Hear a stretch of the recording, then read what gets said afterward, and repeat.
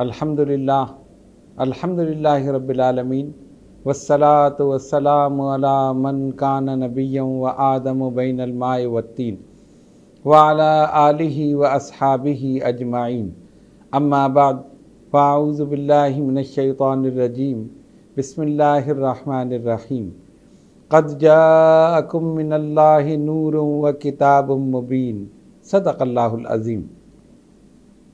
अल्लाहुम्मा सल्लि अला सय्यिदिना मौलाना मुहम्मदिन व अला आलि सय्यिदिना मौलाना मुहम्मदिन सलातन दाइमतन बिदवामिल मलिकिल हय्यिल क़य्यूम।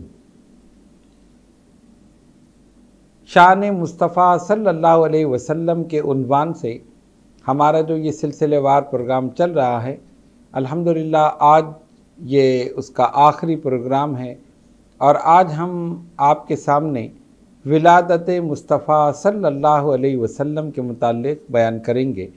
वमा तौफ़ीक़ी इल्ला बिल्लाहिल अलिय्यिल अज़ीम। कुरान मजीद फ़ुरक़ान हमीद की जिस आयत मुबारका की तिलावत से अपने आप को मुशर्रफ़ किया, इरशाद रब्बानी हुआ क़द जाअकुम मिनल्लाहि नूरुन व किताबुम मुबीन, और तहक़ीक़ आ गया तुम्हारे पास अल्लाह की तरफ से एक नूर और एक रोशन किताब। मुफस्सिरीन ने लिखा, मुहद्दिसीन ने लिखा कि इस आयत में नूर से मुराद ज़ाते पाक मोहम्मद मुस्तफ़ा सल्लल्लाहु अलैहि वसल्लम और किताब मुबीन से मुराद कुरान मजीद फ़ुरक़ान हमीद। अल्लाह तबारक व तआला की सबसे पहली तख्लीक हुज़ूर अलैहिस्सलातु वस्सलाम का नूर। सरकार ने फरमाया ना, अव्वलु मा खलक़ल्लाहु नूरी, अल्लाह ने सबसे पहले मेरे नूर को पैदा किया। एक दूसरे मकाम पर फरमाया अना मिन नूरिल्लाहि वल खल्क़ु कुल्लुहुम मिन नूरी, मैं अल्लाह के नूर से हूँ और सारी मखलूक मेरे नूर से।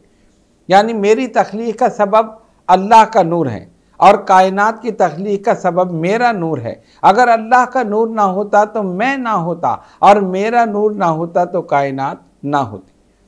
हुज़ूर अलैहिस्सलातु वस्सलाम के सहाबी हज़रत जाबिर रज़ी अल्लाह ताला अन्हु सवाल करते हैं, या रसूल अल्लाह सल्लल्लाहु अलैहि वसल्लम फ़िदा का उम्मी व अबी, सरकार मेरे माँ बाप कुर्बान, ये फरमाइए कि अल्लाह ताला ने हर चीज़ से पहले किस चीज़ को पैदा किया। हुज़ूर अलैहिस्सलातु वस्सलाम ने फरमाया या जाबिरो इन्नल्लाह ताला खलक़ा क़ब्लल अशियाए नूरा नबिय्यिका मिन नूरिही, ए जाबिर अल्लाह ने हर चीज़ से पहले तेरे नबी के नूर को अपने नूर से पैदा किया, अपने नूर से पैदा किया।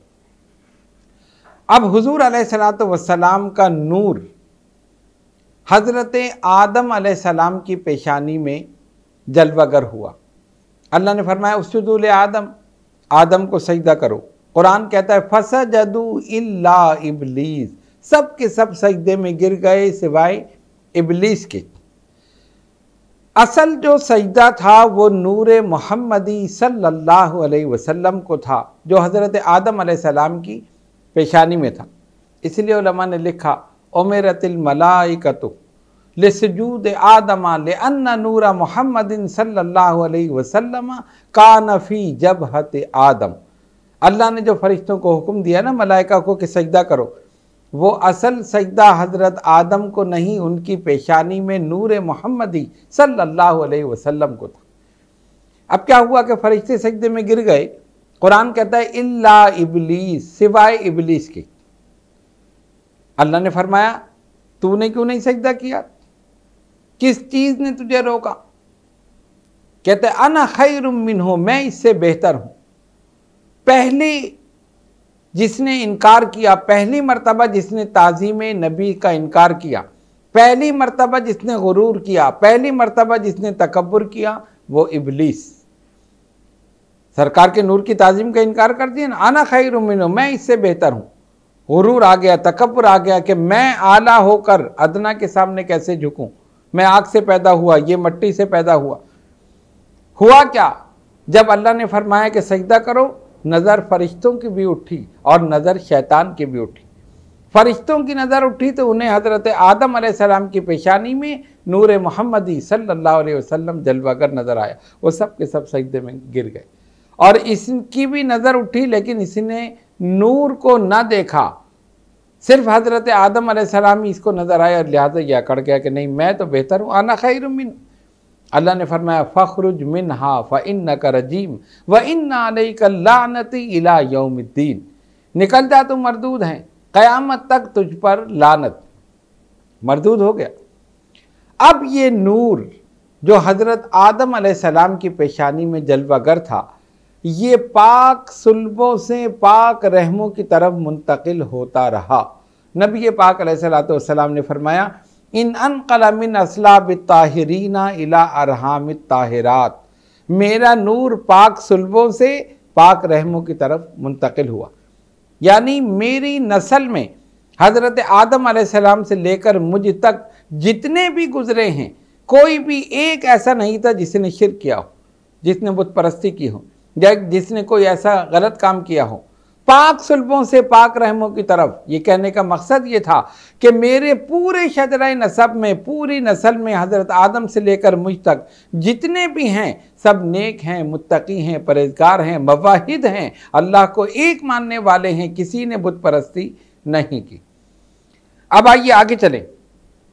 ये नूर हज़रत शीस अलैहिस्सलाम में आया, उसके बाद मुंतकिल होता रहा, और इस नूर की ये शान थी कि जिसके सुल्ब में ये नूर आता था उसकी पेशानी चमकती थी, उसके जिस्म से खुशबू आती थी। जिस औरत के रहम में ये नूर जलवागर होता था उसके जिस्म से खुशबू आती।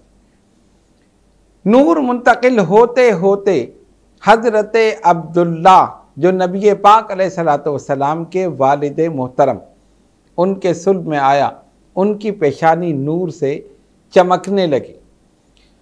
अब यहाँ एक वाक़या बयान करना ज़रूरी है, और वो ये है कि हज़रत अब्दुल मुत्तलिब, उनके 10 बेटे थे। आपने एक नज़र मानी थी कि अगर मेरे यहाँ 10 बेटे हुए तो मैं एक को अल्लाह की राह में क़ुरबान कर दूँगा। अल्लाह की कुदरत के 10 बेटे अल्लाह ने उन्हें अता फरमा दिए। अब ज़ाहिर बेटों की मोहब्बत दिल में, और उधर नज़र पूरी करनी है, क्या करें? किसी ने कहा कि क़ुरा डाल दो, जिसके नाम क़ुरा निकले उसी को अल्लाह की राह में क़ुरबान कर दो।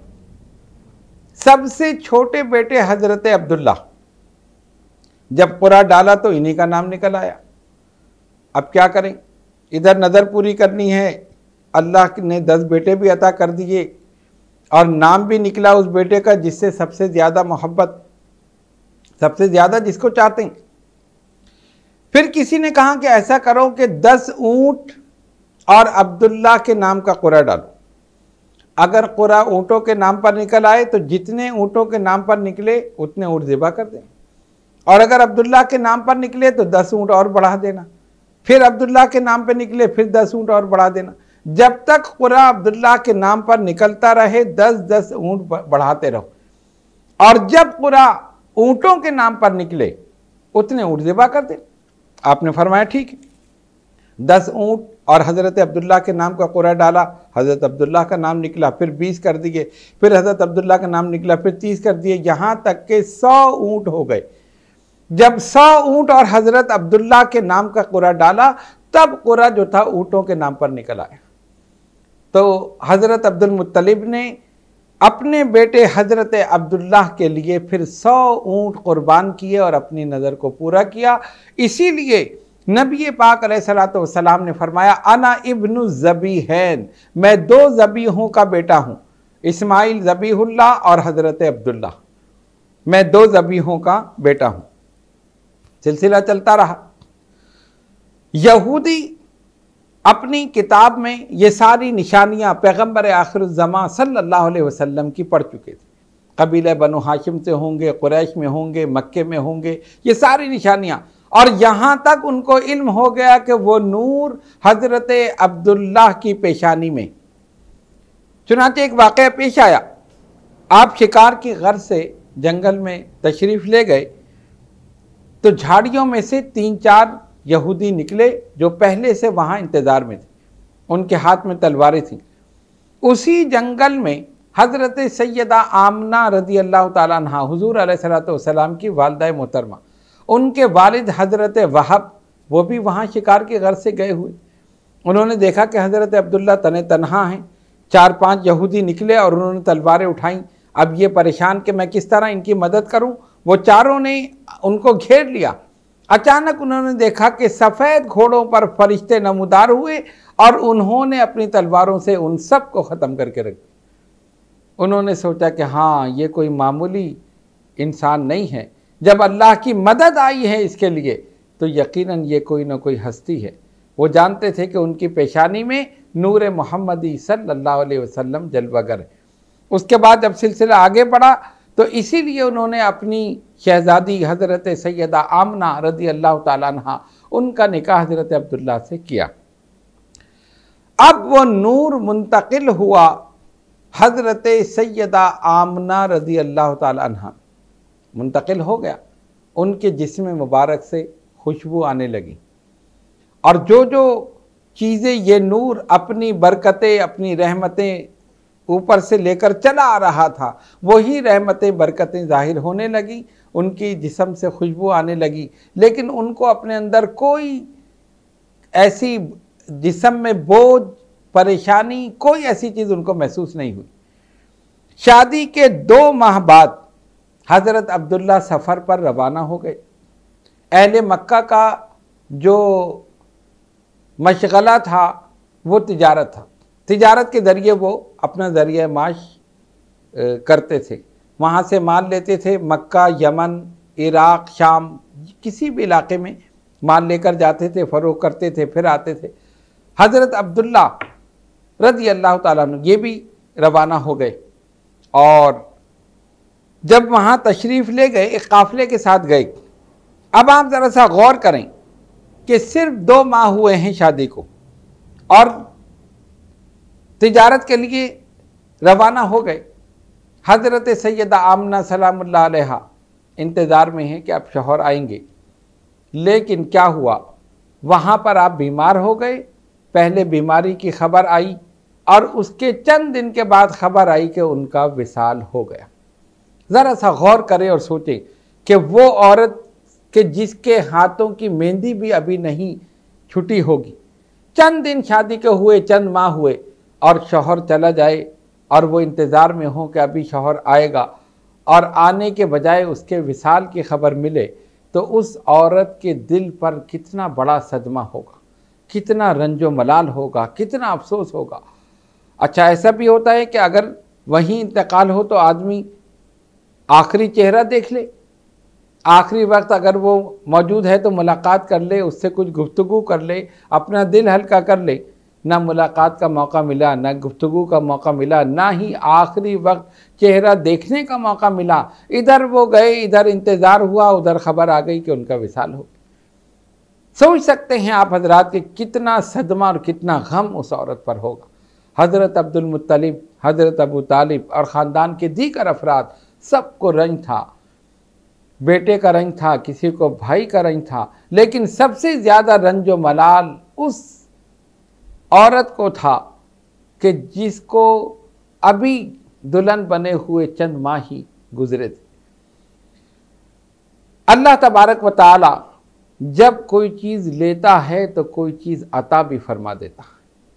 हज़रत सैयदा आमना रज़ी अल्लाह ताला अन्हा फरमाती हैं कि मुझे हर महीने और एक रिवायत में आया कि हर रोज़ एक नबी की ज़ियारत होती थी। हज़रत आदम अलैहिस्सलाम से लेकर और नीचे तक हर रोज़ एक नबी की ज़ियारत। वो तशरीफ़ लाते ख्वाब में और कहते आमना गम ना करो, तुम्हारे पेट में जो बच्चा है वो इस उम्मत का नबी है। कोई कहता कि तुम्हारे पेट में जो बच्चा है वो पैगंबर आखिरुज़्ज़मा है। गम ना करो, अल्लाह ने तुम्हें एक बहुत बड़ी नेमत अता फरमाई, तुम शहनशाह कौनो मका की माँ बनने वाली। इस तरह उनको तसल्ली दी जाती थी। आप फरमाती हैं कि जब बिल्कुल वक्त विलादत करीब आया, क्योंकि इसमें औरतों को एक बोझ महसूस होता है, तबीयत में गरानी होती है, बेचैनी होती है, बेकरारी होती है, उठने में, बैठने में, चलने में, लेटने में, हर किस्म की। लेकिन यहाँ मामला ही अलग था। फरमाती थी ना कोई बोझ था, ना कोई परेशानी थी, ना कोई ऐसी बात थी। वजह क्या थी? नूर ही नूर था। नूर ही नूर था, इसलिए ना कोई बोझ था ना कोई परेशानी थी। जब वक्त विलादत करीब आया, फरमाती है कि मैंने देखा कि मेरा कमरा हसीन और जमील औरतों से भर गया। मैं हैरान हुई कि ये कौन औरतें हैं और कहाँ से आ गई। अचानक एक औरत आगे बढ़ी, उसने कहा, आमना, मैं मरियम हूँ, हज़रत ईसा अलैहिस्सलाम के बाद। फिर दूसरी औरत आगे बढ़ी, उसने कहा, मैं फ़िरौन की बीवी आसिया हूँ।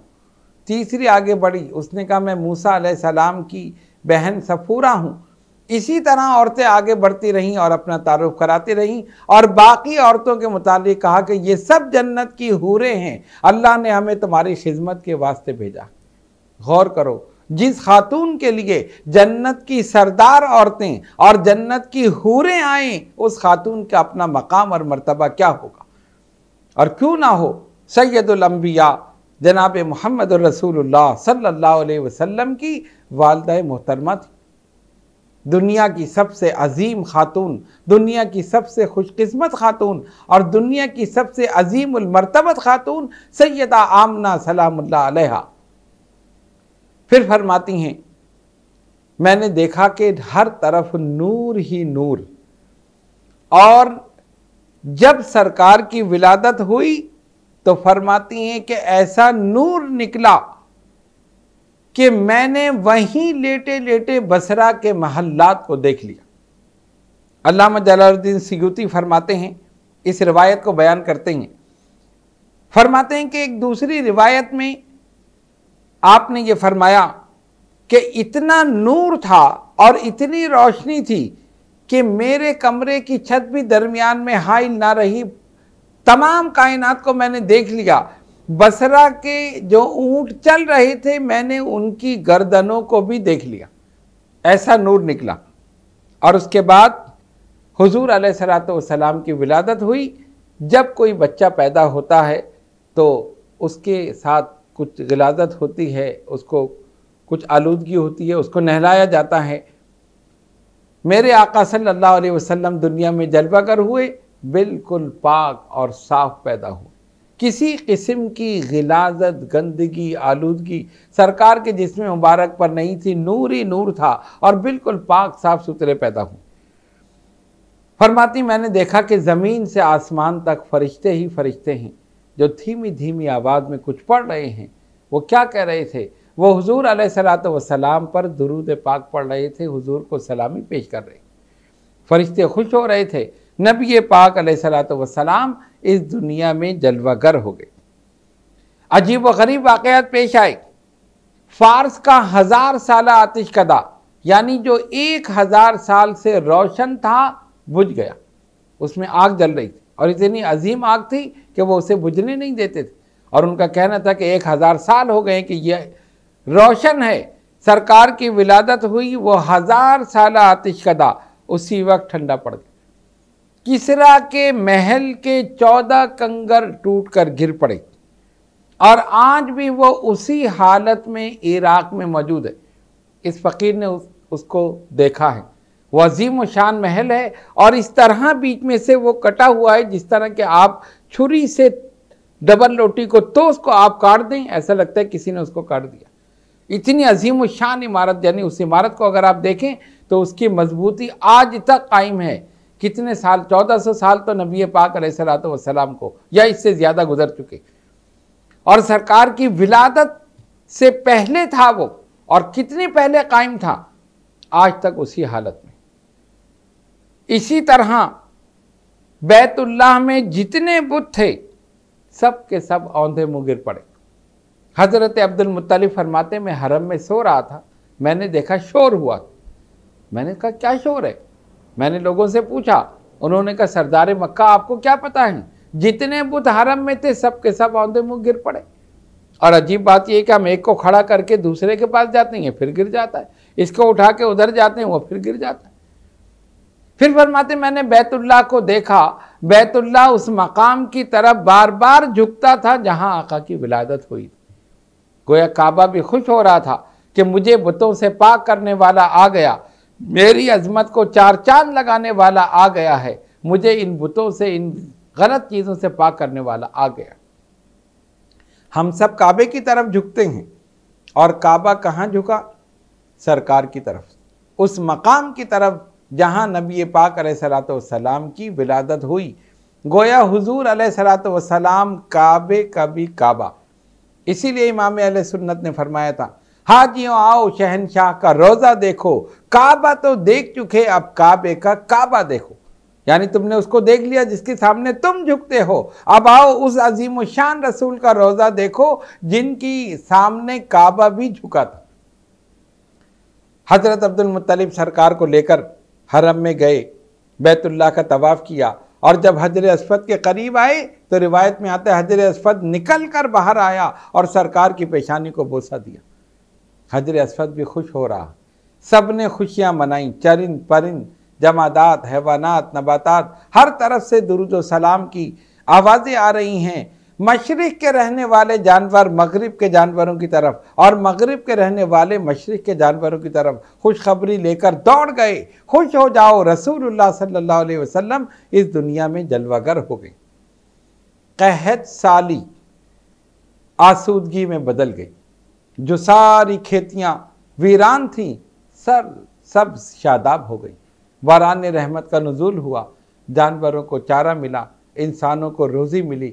मेरे आका ने इस दुनिया में कदम रखा, जलवागर हुए, पूरी दुनिया का निज़ाम ही बदल गया। सब खुश हो रहे हैं, बैतुल्लाह भी खुश हो रहा है, फरिश्ते भी खुश हो रहे हैं। आसमान से फरिश्ते 3 झंडे लेकर नाजिल हुए, 3, एक बैतुल्लाह की छत पर, दूसरा तूरे सीना पर, और तीसरा बैतुल मुक़द्दस पर गाड़ दिया गया।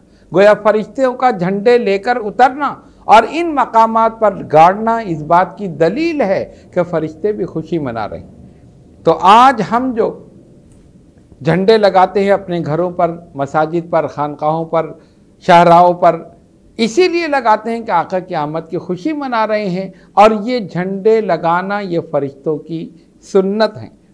अब अगर कोई इससे इनकार करे तो समझ लो कि वो हुजूर अलैहिस्सलातु वस्सलाम की आमद पर खुशी नहीं मना रहा। हुजूर अलैहिस्सलातु वस्सलाम दुनिया में जलवागर हुए, कायनात का निज़ाम बदल गया, हर तरफ नूर ही नूर, हर तरफ रोशनी ही रोशनी फैल गई। अरब में कायदा था कि जब बच्चा पैदा होता था, गांव से औरतें आती थीं, उन बच्चों को उजरत पर ले जाती थी। अहले अरब चाहते थे कि हमारे बच्चे गांव की खुली फिज़ा में सांस लें, खालिस ग़िज़ा, दूध, खालिस फ़िज़ा उनको मैसर आए, उसमें वो परवरिश पाएँ। दस्तूर के मुताबिक औरतें अपने गांव से रवाना हुईं। उन्हीं औरतों में एक औरत हज़रत हलीमा सादिया रज़ी अल्लाह ताला अन्हा, ये भी रवाना हुई। घर में फाके हो रहे थे, खेतियाँ वीरान हो गई थी, बकरियों के दूध थनों से खुश्क हो चुके थे, सवारी भी निहायत लागर थी, कमज़ोर थी, चलती थी, रुकती थी, फिर चलती थी, फिर रुकती थी। और औरतों की सवारियाँ आगे बढ़ गईं। वह आगे बढ़ के पूछती, हलीमा क्या हुआ? फरमाती, हाँ तुम चलो, मैं आ रही हूँ। फिर जब इनकी सवारी पहुँचती और उनकी सवारियाँ चलती तो वो फिर आगे निकल जाती। इस तरह सफ़र तय हुआ, और ये सब के सब मक्का मुअज़्ज़मा पहुँच गए, इसलिए कि नौमौलूद बच्चे जो हैं उनको हम गोद ले लें। उनकी तरजीह ये होती थी उस बच्चे को गोद लिया जाए जिसका बाप मौजूद हो, यानी वो यतीम ना हो। अगर यतीम होगा तो या तो दादा किफ़ालत करेगा, या चचा किफ़ालत करेगा, या मामू किफ़ालत करेगा, तो जाहिर है वो उतनी उजरत नहीं देगा जितना बाप देगा। और अगर बाप मौजूद होगा तो हम जो मांगेंगे वो मांगी कीमत हमें मिलेगी, वो मांगी उजरत मिलेगी। होता भी यही था। अब क्या हुआ कि जब ये लोग मक्का मुअज़्ज़मा पहुँचे, औरतें पहले पहुँच गईं, तमाम उमरा के और सरदारों के बच्चे जो कबाइल के सरदार थे उन्होंने ले लिए। एक दुर्रे यतीम रह गया, और यतीम समझकर किसी ने तवज्जो नहीं दी। हज़रत हलीमा सादिया आखिर में पहुँची, देखा कि सारे बच्चे औरतों ने ले लिए, मायूस होकर एक दीवार से टेक लगाकर बैठ गईं। हज़रत अब्दुल मुत्तलिब तशरीफ़ लाए, माई तुम्हारा नाम क्या है? कहा हलीमा सादिया। फरमाया वाह, हिल्म और सआदत दोनों जमा हैं। कहाँ से आई हो? कहा कबीला बनु साद। अच्छा, मेरा पोता है, उसे गोद लोगी, लेकिन वो यतीम है, उसका बाप पहले ही इंतकाल कर चुका है। जैसे ही लफ्ज़ यतीम सुना, यकीनन उन्होंने ये सोचा होगा कि अब उतने पैसे तो नहीं मिलेंगे, जाहिर है बाप मौजूद नहीं। कहा ठीक है, मैं अपने शौहर हारिस से मालूम करके, मशवरा करके फिर मैं आपको बताती हूँ। मैंने कहा ठीक है। गई, शौहर हारिस से पूछा कि सारे बच्चे जो बड़े बड़े लोगों के थे, औरतें पहले पहुँच गई, वो ले गई, हम रह गए, क्या करें, एक बच्चा है और वो भी यतीम है। हारिस ने सोचा हलीमा खाली जाने से बेहतर है कि इसी यतीम को हम ले लें, कुछ ना कुछ तो मिलेगा, इस यतीम को लेने से कुछ ना कुछ तो मिलेगा। अरे हारिस तो सोच रहे थे कुछ ना कुछ तो मिलेगा, उधर मशीयत रब्बानी देख रही है, मशीयत रब्बानी मुस्कुरा रही है, तुम क्या सोच रहे हो, कुछ ना कुछ मिलेगा। अरे इस बच्चे को लेकर तो जाओ, सब कुछ इसके दम से मिलेगा, इसी के दम कदम से सब कुछ मिलेगा। इन्होंने कहा ठीक है। वापस आई और हज़रत अब्दुल मुत्तलिब से कहा ठीक है, मेरे शौहर ने इजाज़त दे दी, मैं उस यतीम को लेने के लिए तैयार। कहा मेरे साथ आ जाओ। उनको लेकर गए। मेरे आका सल्लल्लाहु अलैहि वसल्लम सब्ज रंग की चादर में उन्हें लपेटा गया था और सरकार अपनी वालिदा मोहतरमा के पास थे। हज़रत अब्दुल मुत्तलिब ने लिया, हलीमा सादिया की गोद में दिया, उन्होंने चेहरे मुबारक से चादर हटाई, हुजूर ने अपनी नूरानी आँखें खोल दी और नूरानी आँखों खोल कर हलीमा सादिया को देखा। सरकार मुस्कुराए, आपकी नूरानी आँखों से और मुबारक मुंह से रोशनी निकली, गोया पूरा जहान रोशन हो गया। हलीमा 100 जान से कुर्बान हो गई और लेकर अपने सीने से लगा लिया, कहा इस बच्चे को तो मैं लेकर जाऊँ। और उसके बाद फिर वो लेकर चली। अब आप देखिए नबी पाक अलैहिस्सलातु वस्सलाम की शान, हुजूर का फैज़, हुजूर की नूरानियत, हुजूर की बरकतें, कि अभी वो सवारी जिस पर ये आई थी, जो कमज़ोर थी, लागर थी, चल नहीं सकती थी, मेरे आका सल्लल्लाहु अलैहि वसल्लम को गोद में लेकर हलीमा सादिया भी सवार हुई। सवारी ने दौड़ना शुरू कर दिया, सवारी में गोया जान आ गई, उसके अंदर एक ताकत पैदा हो गई। ये रोकती हैं तो रुकती नहीं है, क्यों? सवारी भी तो खुश हो रही है, मेरी पीठ पर मेरे आका जलवगर है, शहनशाह कौनो मकान, रौनक अफरोज हैं। इतनी तेज चली कि जो औरतें पहले जा चुकी थी ये उनसे भी आगे निकल गई। औरतें हैरान है, पूछती हैं हलीमा ये क्या हुआ, तुम्हारी सवारी तो कमजोर थी, वो तो लागर थी, वो तो चल नहीं सकती थी, अब ये इतनी तेज दौड़ रही है, क्या सवारी बदल गई? कहा सवारी नहीं बदली, सवार बदल गया। सवारी नहीं बदली है, सवार बदल गया है। ये शान है नबी पाक अलैहिस्सलातु वस्सलाम की। हुजूर की बरकतें वहीं से शुरू हो गई। जानवर भी जानते हैं कि हमारे रसूल हैं सल्लल्लाहु अलैहि वसल्लम। सवारी को किसने बताया कि तेरे ऊपर शहनशाह कौनो मकां सल्लल्लाहु अलैहि वसल्लम रौनक अफरोज हैं। जैसे ही वो गोद में लेकर बैठी, वैसे ही उसने दौड़ना शुरू कर, खुश हो गई। और क्या हुआ? हजरत हलीमा सादिया फरमाती हैं, रास्ते में जहां से गुजरते थे दरख्त की शाखें झुक झुक कर सलाम पेश करती थी। अस्सलातु वस्सलामु अलैका या रसूलल्लाह कहती थी। हज़रत हलीमा को मुबारकबाद देती थी, हलीमा मुबारक हो, तुम ऐसे वजूद मसूद को लेकर जा रही हो जिसके लिए बरकतें ही बरकतें हैं, जिसके दम से बरकतें हैं, जिसके दम से रहमतें। दरख्तों के नीचे से सवारी गुजरती तो शाखें झुक जाती और आका की पेशानी को बोसा देती थी। जहाँ से गुजरते थे वहीं सब्जा हो जाता था, वहीं रहमतों का नुज़ूल हो जाता। इस तरह पूरा सफ़र गुजरा, हर तरफ खुशबू ही खुशबू फैल गई, हर तरफ रौनक ही रौनक हो गई, पूरे जहान में खुशी मनाई गई। शहनशाह कौनो मकान जलवागर हो गए, जिनकी वजह से कायनात बनी वो दुनिया में तशरीफ़ ले आए, बाइसे तख्लीक़ कायनात इस दुनिया में तशरीफ़ ले आए। सफ़र करते करते हलीमा सादिया ये तमाम चीज़ें देखती रहीं, हैरान होती रहीं। उस कभी बच्चे को देखती थी, कभी दरख्तों को देखती थी, कभी सलाम की आवाज़ सुनती थी, कहीं से मुबारकबाद की आवाज़ सुनती थी। अजीब कैफियत में सफ़र गुजरा। सवारी दौड़ी जा रही है, रोकती हैं तो रुकने का नाम नहीं लेती। मंजिल ब मंजिल सफ़र करते हुए अपने घर कबीले बनु साद, वहाँ पर आप पहुँच गई। जब गई थी हर तरफ खुश्क साली थी, मेरे आका रौनक अफरोज़ हुए, सब्ज़ा ही सब्ज़ा हो गया। जितने दरख्त सब हरे भरे हो गए, जो घास थी वो फिर से सब्ज हो गई, जो बिल्कुल खुश्क हो चुकी थी दरख्तों के पत्ते पीले पड़ चुके थे, झड़ चुके थे, दोबारा से उनके अंदर जान आ गई। गोया सब में जान आ गई, इसलिए कि जाने कौनैन तशरीफ़ ले आए सल्लल्लाहु अलैहि वसल्लम। बकरियों के थन जो दूध से खुश्क हो चुके थे, देखा कि फिर भर गए। अजीब कैफियत हो गई। जब बकरियां चरने के लिए जाती तो और औरतों की बकरियां आती तो वो उनके थन दूध से खुश्क थे, इतना दूध नहीं होता। और हलीमा सादिया की बकरियां आती तो उनके थन दूध से भरे हुए होते।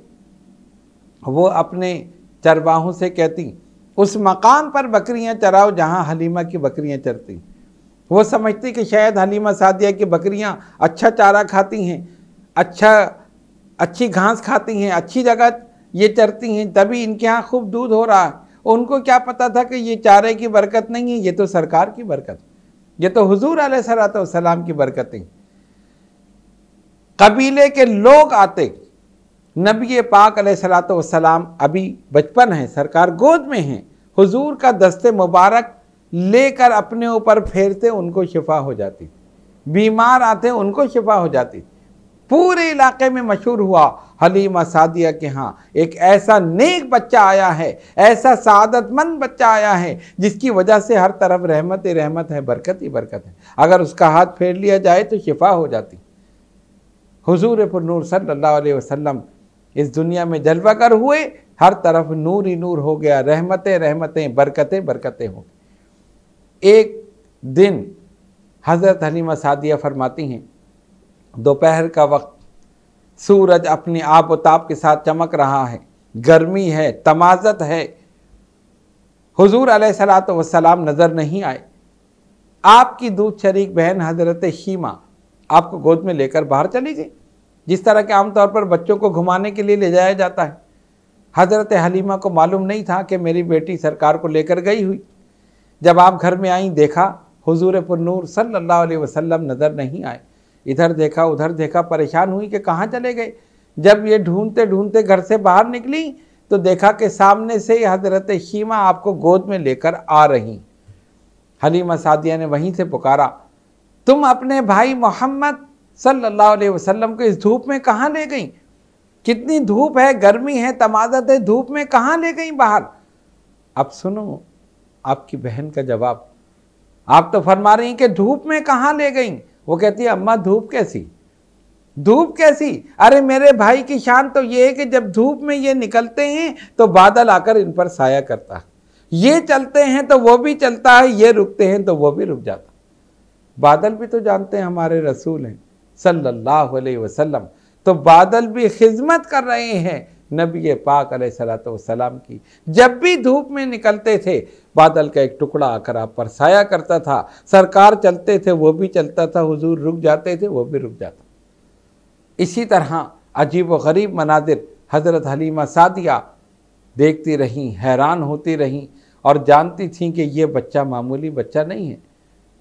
रात का वक्त था, चांद आसमान पर चमक रहा है। अचानक हलीमा सादिया की नज़र ऊपर पड़ी तो हैरान कुन मंजर देखा। चांद कभी इधर होता है कभी उधर होता है, कभी चांद को इस तरह हिलते हुए किसी ने नहीं देखा। उसका एक महवर है, एक मरकज़ है, एक उसकी मंजिल है, एक उसी अपनी मंजिल पर वो चलता है। कुरान कहता है वल क़मर क़द्दरनाहु मनाज़िलहुम, हमने चांद के लिए उसकी मंजिलें, उसका एक महवर मुकर्रर कर दिया है, उसी में चलता है। ऐसा तो नहीं कि कभी इधर हो जाए कभी उधर हो जाए। हलीमा सादिया ने देखा चांद कभी इधर कभी उधर, हैरान हुई। फरमाती जब मैंने नीचे देखा तो अल्लाह के हबीब अलैहिस्सलातु वस्सलाम अपने झूले में लेटे हुए हैं और आपकी मुबारक उंगली इधर होती है तो चांद इधर हो जाता है, इधर होती है तो उधर हो जाता है। इसी को इमाम अहले सुन्नत ने फरमाया था, चांद झुक जाता जिधर, उंगली उठाते महद में, क्या ही चलता था इशारों पर खिलौना नूर तक। वो नूर का खिलौना था। हुजूर अलैहिस्सलातु वस्सलाम खुद नूर थे, तो नूर के खिलौने से खेल रहे। अरे आम बच्चे खिलौनों से खेलते हैं, आका की शान देखो, चांद से हुजूर खेल रहे हैं। उंगलिश्त मुबारक इधर हुई तो चांद इधर हो गया, उंगली इधर हुई तो चांद इधर हो गया। हलीमा सादिया ने अजीब व गरीब मनाजिर देखे। हुजूर अलैहिस्सलाम की ज़ात वाला सिफ़ात से जो रहमतें बरकतें नाजिल हुई और पूरे कबीले को उससे फैज़ मिला। लोग दूर दूर से आते थे, सरकार की ज़ियारत करके जाते थे, दस्ते मुबारक पकड़कर अपने ऊपर फेरते थे, उनको शिफा हो जाती। हज़रत हलीमा सादिया की वो गरीबी, वो तंग दस्ती तवंगरी में बदल गई, वो कहत साली, वो खुशकी खुशहाली में बदल गई। जितना भी इलाका था सब सरसब्ज़ व शादाब हो गए। वो इलाका आज तक पुरसुकून है। इस फ़कीर ने उस इलाके की ज़ियारत की कि जहाँ पर हज़रत हलीमा सादिया का मकान था। अल्हम्दुलिल्लाह आज भी वहाँ पर बड़ा सुकून ही सुकून। उन पहाड़ों को देखिए, हमने यही सोचा कि ये वो पहाड़ थे जिन पर आका की नज़र पड़ी होगी, इन पहाड़ों ने आका की ज़ियारत की होगी और आका की नज़र मुबारक इन पहाड़ों पर पड़ी होगी। यहीं पर आप बकरियां चराते थे, यहीं पर आप चलते थे, फिरते थे, उठते थे, बैठते थे, अपने दूध शरीक बहन भाइयों के साथ आप वहीं पर ही आप खेलते थे। वो मुक़द्दस मकाम कबीला बनु साद का वो मकाम और हलीमा सादिया का वो घर रहमतों बरकतों का ख़ज़ीना बन गया। फिर एक वाक़या पेश आया जिसकी वजह से हज़रत हलीमा सादिया आपको लेकर वापस मक्के आ गई, और वो था शक़्क़ुस सदर का मोजज़ा। आपके भाई ने देखा कि दो आदमी आए, नबी पाक अलैहिस्सलाम को लेकर एक पहाड़ पर चले गए। आपको लिटाया, सीने अक़दस को चाक किया, क़ल्ब मुबारक को निकाला। अब इन्होंने जैसे ही देखा कि सीने अक़दस चाक किया जा रहा है, ज़ाहिर है एक ज़िंदा इंसान को लिटाकर सीना चीर दिया जाए तो उसकी ज़िंदगी कैसे बाकी रह सकती है, उसका दिल बाहर निकाल लिया जाए। आपके दूध शरीक भाई ने देखा, दौड़े हुए गए, जाकर कहा अम्मा हमारे भाई मोहम्मद सल्लल्लाहु अलैहि वसल्लम को कत्ल कर दिया गया। वो हैरान हुई, परेशान हुई, दौड़ी हुई आई। फरमाया क्या हुआ? जब तक आप वापिस आई सरकार दो आलम अलैहिस्सलातु वस्सलाम आ गए।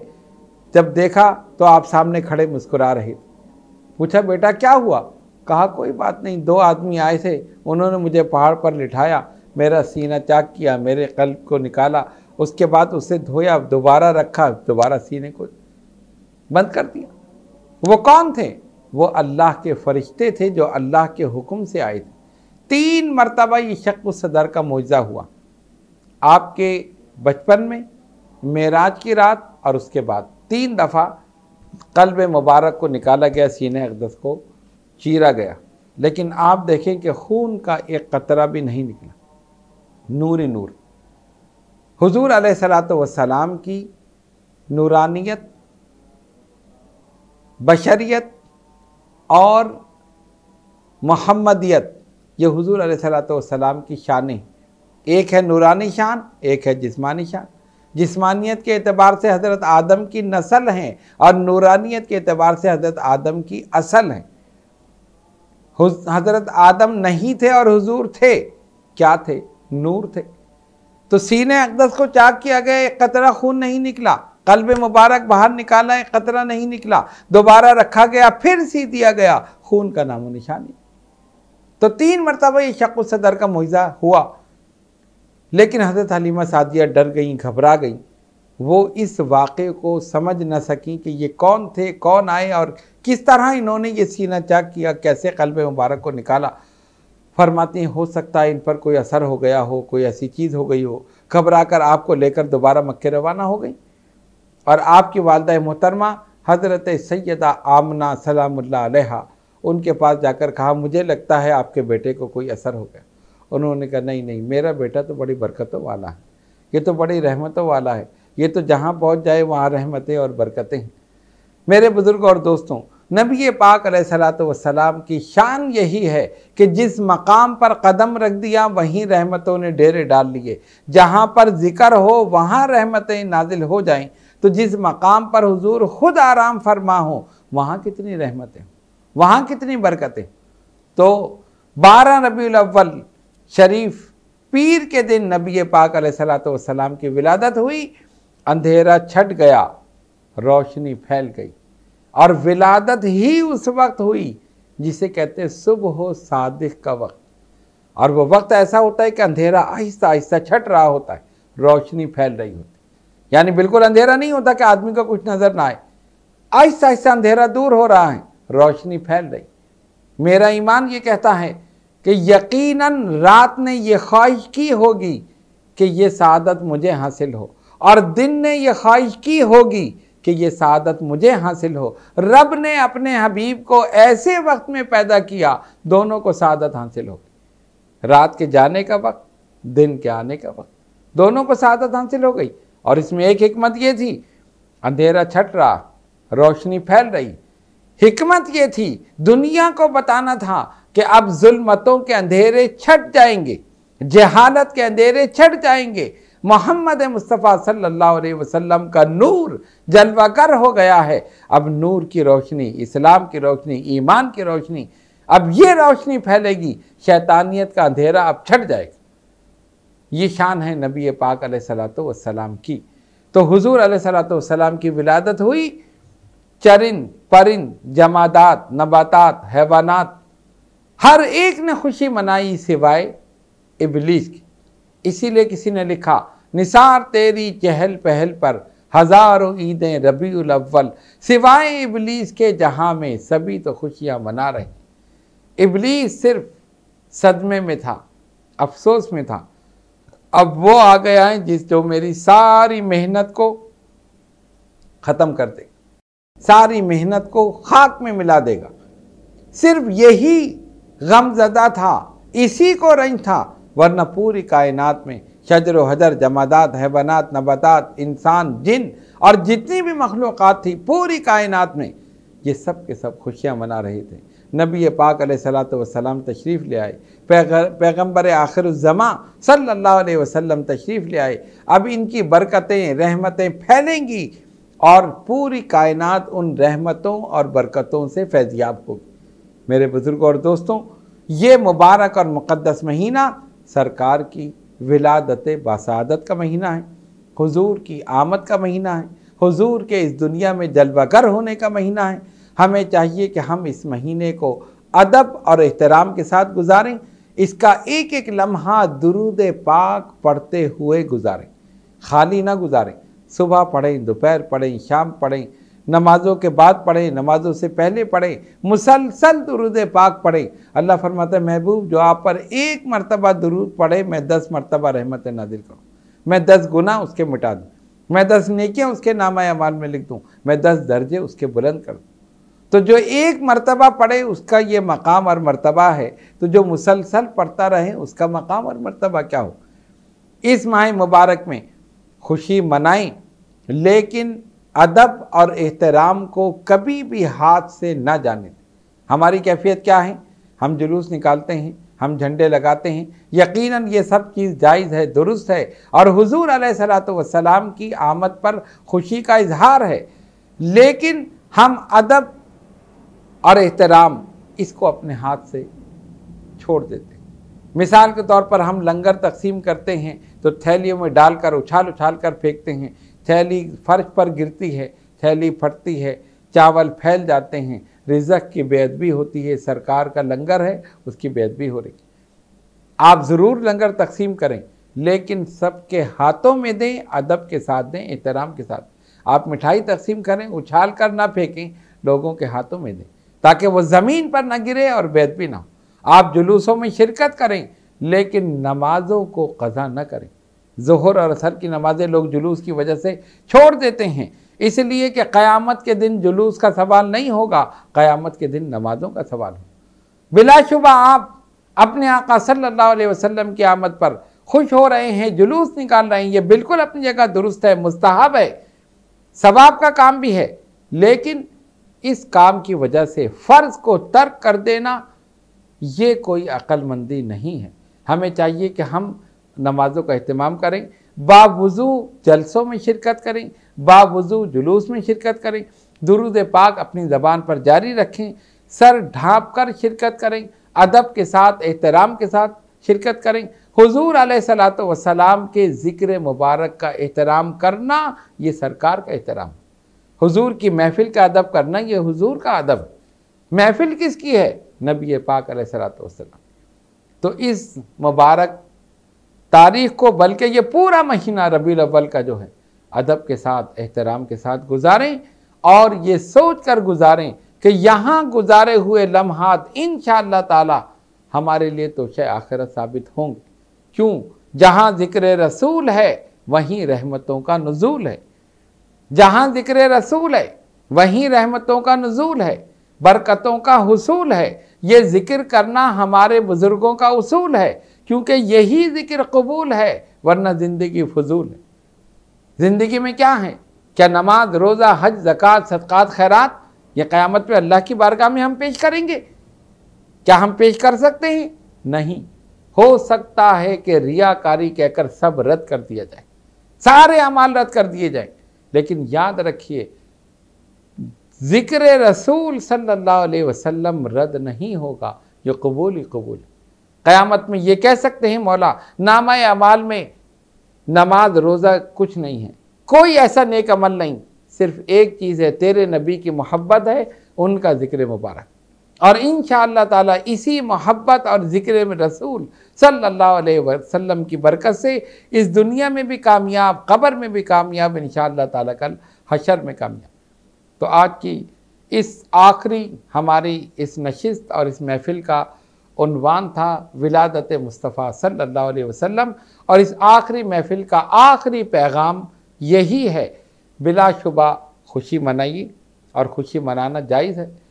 जुलूस निकालें, झंडे लगाएं, चरागा करें, सीरत के जलसे करें, मिलादुन्नबी सल्लल्लाहु अलैहि वसल्लम सरकार के हुस्न जमाल, जाहो जलाल, फजल कमाल, जूदो नवाल, शमाइल, खसाइल, इन तमाम चीज़ों को बयान करें, लेकिन हर जगह अदब शामिल हाल हो, अदब का दामन कभी ना छोड़ें। बावुज़ू होकर सरकार का जिक्र करें, सर ढाँप कर जिक्र करें, बाअदब होकर बैठें, तक़सीम लंगर हो तो बाअदब तरीके से हो, ज़िक्र मुबारक हो तो बाअदब तरीके से हो। इंशाअल्लाह ताला इस दुनिया में भी कामयाब और आखिरत में भी कामयाब।